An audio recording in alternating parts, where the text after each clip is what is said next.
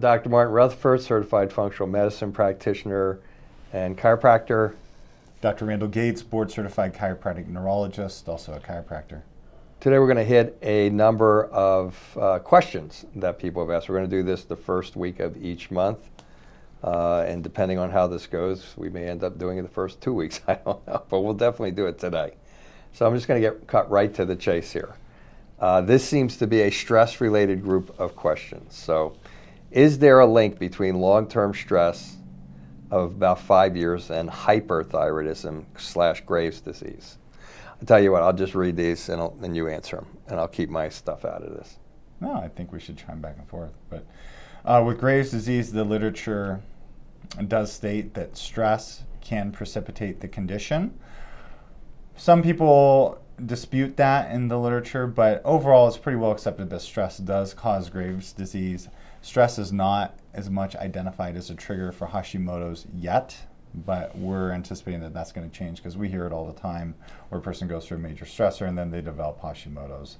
So just realize this is an evolving situation. We don't have all the answers even here in 2018. Things are changing all the time. But I just read an article this morning from 2018 and they were talking about stress as it pertains to hyperthyroidism. So, yes. Without a doubt. Without a doubt. So next two I can kind of put together. How is this chronic stress response turned off? And the next question is, how does one stop the fight-flight response? And those are one and the same question. So, and if there were a simple answer to that, we probably wouldn't be sitting here doing these videos. Very true. And half of America probably wouldn't be taking anti-anxiety medications and antidepressants and benzodiazepines and on and on and on. The number 1, 2, and 3 drugs in America. But go ahead. So, we're doing this because I think a lot of you want to know what that quick solution is, because you've been conditioned in today's internet marketing world that there is a quick solution for everything. There's a leaky gut solution. There's a stress solution. And frankly, that we have not found those to work with the complexity of cases coming into us. So certainly you could go and try to meditate. You can try to do stress relaxation techniques. We're not knocking any of those. But the patients that come to us have been in these chronic states of fight or flight, history of childhood trauma, chronic stress, where there's a hyperactivation component to the amygdala. The amygdala is the fear center in the brain. The problem is that the fear center can actually grow and take over other neurological real estate in the brain. It's like me growing and saying, well, this is mine now. Well, that's Dr. Rutherford's. But that's what the amygdala does. And it grows into the memory area. And when it does this, it has a tendency to produce high levels of cortisol. The high levels of cortisol then feed back and damage frontal lobe neurons and brain cells in your memory area. So now you have this situation where the two areas that are trying to keep this amygdala in check are being damaged, and so they lose the war. And so when people are asking, well, what can I do to reduce stress? Hopefully by understanding that, you can realize that you've lost the brake pedal mechanism for your stress. Now, you may think, well, why can't I just exercise my frontal lobe? You can, but what we do is we do a very sophisticated neurological exam, eye movement exam. These eye movements, there's thousands of research articles behind each eye movement test that we do to figure out exactly what part of your frontal lobe is not working. Or we had, it's just a case recently where the gentleman's frontal lobes were actually pretty good, but he had a different situation relating to genetics, and we've talked about this recently, and how stress hormones are not broken down, or other situations where somebody's doing things in their lifestyle that are precipitating these stress responses and they don't even know it. So there are a lot of complexities, and then we go and we give neurological exercises for the part of the brain that's not working, but maybe that's not the right thing because maybe it's too overstimulating for them. So you have to back off and you have to work on a part of the brain, let's say the cerebellum, that talks to that frontal lobe, for example. So it's fairly complicated in what we do. Maybe if you have the ultimate stress solution, then be our guest, but we've had doctors call from all over the world to try to understand how to do this, because a lot of these stress relaxation techniques that are highly publicized that maybe you have read about take an hour and a half a day, 2 hours a day, and a lot of people don't have the fortitude or the time to do that. To bring a practical aspect to this, okay, the person who comes in here The person who calls us, the person who sees this video, and a lot of people see these videos and call us for help, they've tried all that stuff. All right, we're at a point in time where people who come to us, they've already tried meditation, they've tried relaxation, they've tried Tai Chi, they've tried yoga, they've even tried. They're even on antidepressants, that which work by damaging, frankly, neuron function in your brain so that you can't perceive or that you can't experience this. Or neurochemicals damages, alters neurochemicals, alter serotonin levels and stuff like that, the chemical that'll calm you down and all that type of stuff and make you happy. So there's a higher level of stress, and what Dr. Gates is saying also is that fear center of the brain, that amygdala, it literally gets like programmed. It's like something happens, whether it's an emotional trauma of some sort, physical, verbal, sexual abuse, or alcoholic parents, or you're an alcoholic, or it's severe divorce, or maybe you're a perfectionist, maybe you're type, whatever it is, if you're asking that question, you're probably at that higher level. And what Dr. Gates is saying is once that brain turns on, there's a lot of factors involved. There can be autoimmunity involved. There can be stress hormones involved. There can be bad gut issues. There can be enzymes that aren't working to be able to dampen that. How would you even know that? Okay, well, maybe I can look it up on the internet. I hear this all the time. I don't mean to say it like that, but good luck with that, knowing what to do with that, because that's very complicated. It took a long time to figure it out. There's most people understand the MTHFR gene. There's so many things. It's not just. It's not. Mm-hmm. So once you reach that level where that amygdala is like the on button is on, turn it off is no small feat. We had a doctor here last week, and I've already gotten 2 emails from him. He spent 2 days here. This is a guy who's been in practice for a long time. He's a very accomplished functional medicine practitioner, wants to learn the brain aspect of it, was here for 2 days. I just got an email from him last night because he has a patient coming in, and they have this chronic fight-flight response, and he wants to know if I could just give him 1 or 2 exercises to help that person. But the answer is no. The answer is we're going to have to work with him and help him to learn it. So it's just hard once you get to a certain level. When you talk to your neighbor and they go, oh, I do meditation, it just keeps me calm. I do yoga and I come out of it feeling so zen. Those people do not have a chronic fight-flight response going on. They have stress. They can use adaptocrines, herbs, and botanicals that'll modulate that system, and it'll work. The person who asked this question can use herbs and botanicals, and it's like peeing on a forest fire. So, it's just a very practical aspect of it. There's the different degrees of stress, and if you're asking these questions, you're probably in that high-end degree that's being caused by this chronic fight-flight response, which, by the way, is not you. It's your brain that just won't shut off. It's not that you're stressed. It's not that you can't handle stress. It's that your brain won't shut off. And you need something to shut off the brain. This profession, the functional neurologists, are the only guys I know of who've ever figured out how to do it without drugs, and sometimes even without herbs or botanicals and stuff like that. In fact, a lot of the time, maybe half the time. And sometimes we co-manage. I mean, we hit those situations where there's been horrible trauma in childhood. We refer to a psychiatrist, functional a psychologist, as well as a hypnotherapist. We look at it as a case-by-case type of deal, and we also are very selective in the supplementation that we use, because a lot of people out there are just trying to throw tons of supplements at you for sleep, for anxiety, for mood. And there's a way that we have found that you can build a person back up without using a ton of supplements. So it's just not an easy thing. It's just not a here's the answer thing. We're not like trying to stop you from doing this on your own. Trust me. We have tons of people that write us that have done a lot of stuff on their own from things that we've said on these things, and they're 50% better, 70% better, and in the end, that's them. That's not the person who asked this question. So. Okay, so I know everyone's different.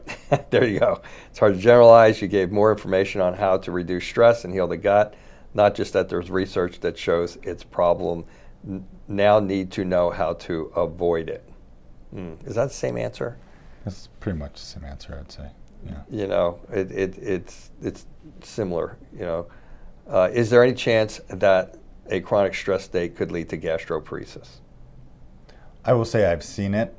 Commonly, that's not what's talked about in the literature as it pertains to gastroparesis or the internal medicine texts, but I've seen stress be a major factor for gastroparesis. So that's what I would say. Mm-hmm. Yeah. I'd say yes. He's a little bit more. He's a little bit more specific. What's your thought on stress and MS?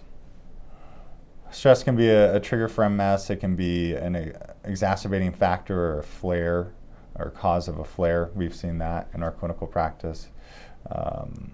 So yeah, that's what I would say relative to stress. I've definitely seen that be a flare. Yeah, it doesn't cause MS, but Right. it can compromise you so that you could become more susceptible to developing an autoimmune problem in general. Mm-hmm. That goes for MS and autoimmunity across the board. If a person, our gentleman came in yesterday and he was all over this mold deal, and you can be affected by mold, but only if you're already a compromised host. You already got autoimmunity, you're already in fight, flight, you're already flooding your system with stress hormones, altering immune function, then yes. So yeah, stress, and most people who come in here who have MS know that when they get stressed, they may not feel as well, yeah. They may not feel as well, or they may actually go to another level of being worse. Yeah, colds are another thing for MS patients. There's also evidence, I believe, that stress can change gut bugs! Exclamation mark. Yeah. Well, the whole thing with the gut now, as we talked about in our irritable bowel syndrome, or is it irritable brain syndrome broadcast, is how the stress response through what is now referred to as the emotional motor system to the gut basically changes tone in the gut, changes peristalsis. So now if you're more of a fight-flight state, as we've talked about before, are you going to think about having a bowel movement when you're running from a lion? Hopefully not. You're not going to have time to sit down and do that. Well, your body is preparing you like that when you're in this chronic state of stress. So frequently patients come in who have kind of constipation tendencies. Well, when your motility slows down, gut bugs can shift. You can shift more towards an overgrowth of bacteria. So absolutely, stress can affect your microbiome, and as a result, your metabolomics, the production of different short-chain fatty acids from the bacteria.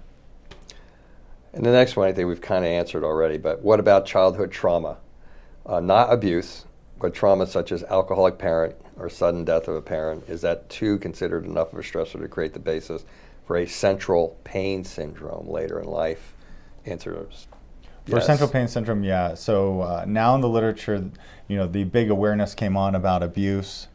Well, researchers are now referring to it as abuse and adverse early life circumstances. So under adverse early life circumstances, we have the alcoholic parents and things like that you're mentioning, because that has been associated with chronic pain syndromes. So yeah.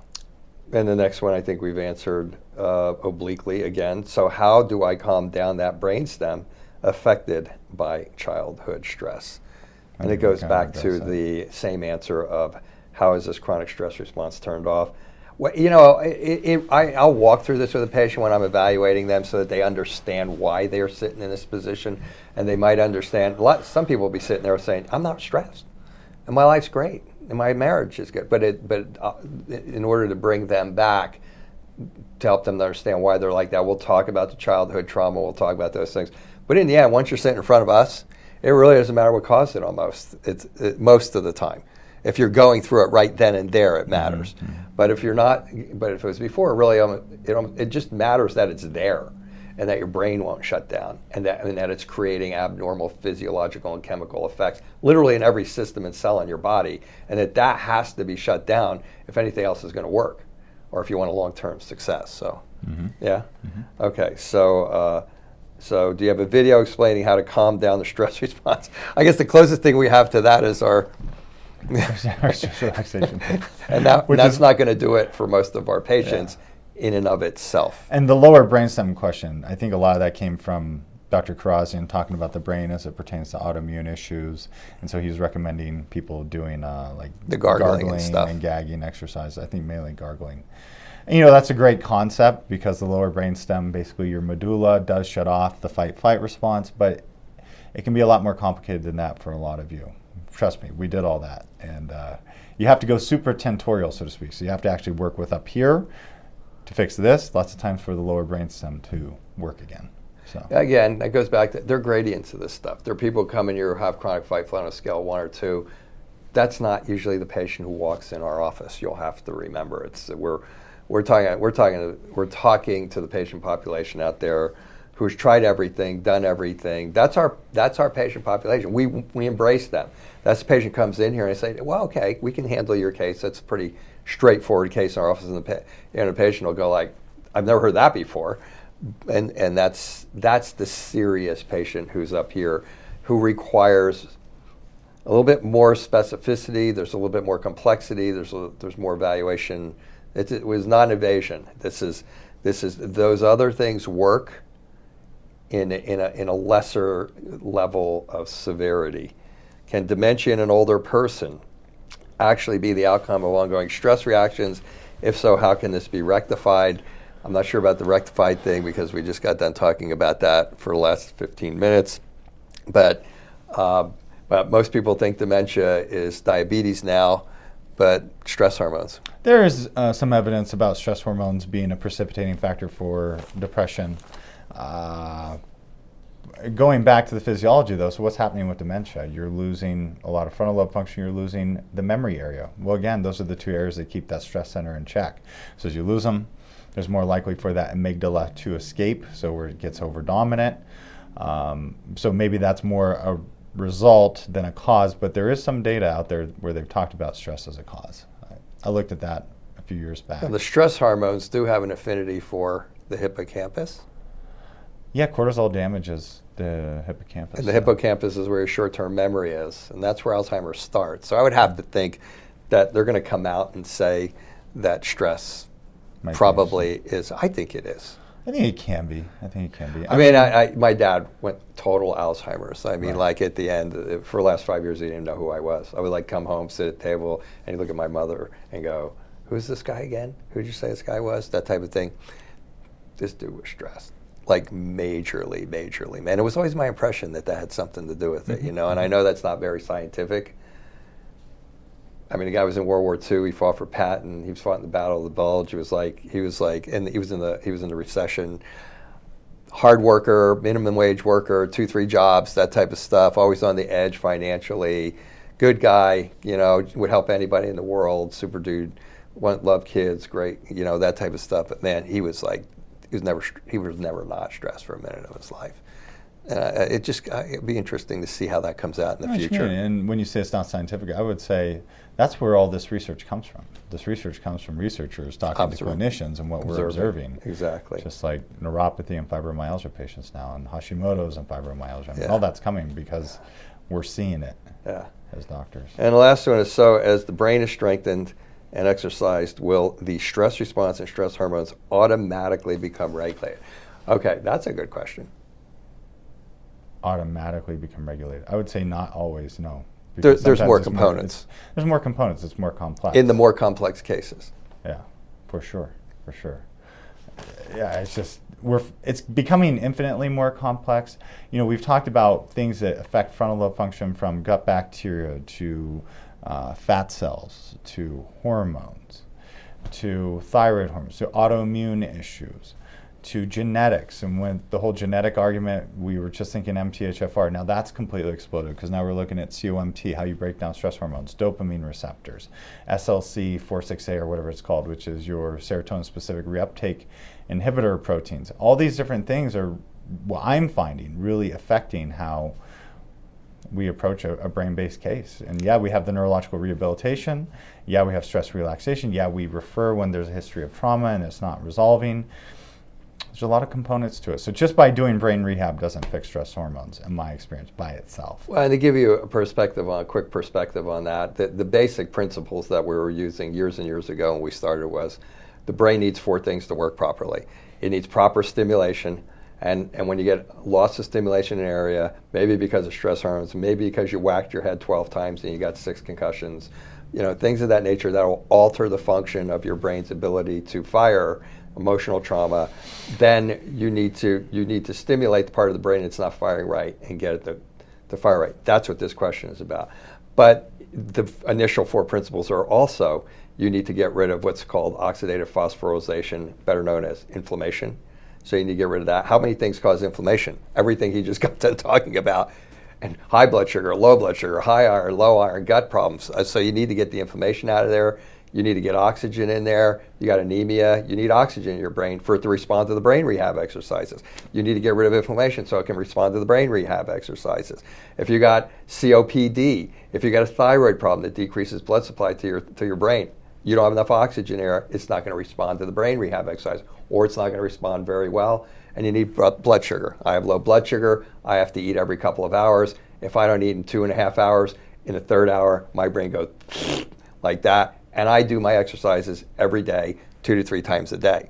So it's. I think that may be the best last question to summarize a lot of the other questions, because for like, how do you turn off the stress response question, how does one stop the fight flight, how do you get the brainstem under control, you hit the first 4 principles, you know, and what Dr. Gates is saying is the understanding of those principles is expanding dramatically in the number of factors that there are, and this is why it's not going to be, forgive me, you know, you're not going to get Dr. Axe's vitamins, or you're not going to listen to Dr. Oz on television for the new miracle pill. And I certainly have a button on that, because these people make our job, my job, particularly when you're coming in the door and telling me all this stuff, a lot harder. And these guys are just throwing content out at you all the time, and they're trying to throw supplements at you, and they're trying to throw products at you. And it makes our job a lot harder, because it's not that simple. Okay, that's why not everybody's doing it. And so that is the answer to, I think, to a general blanket answer to almost virtually every question that we have here. But the cool part is the data's coming out. It can be done. Who knows how long it's going to take before this gets into the mainstream. But for those of you who believe that we're not, you know, sharing everything with you, trust me, there's 650 hours online. We're sharing everything with you. It's just that you need somebody to put it together sometimes. And sometimes you need to go find somebody who can help you to put it together. And so that's really what you're perceiving as the missing link, or as us holding back on something. We're not holding back on anything. It's all there. Everything we know is online. It's just that it's not the same thing for everybody who walks in the door. So, okay. So that is it for today. We're going to go to work. And we'll see you next week with hopefully something interesting for you to listen to.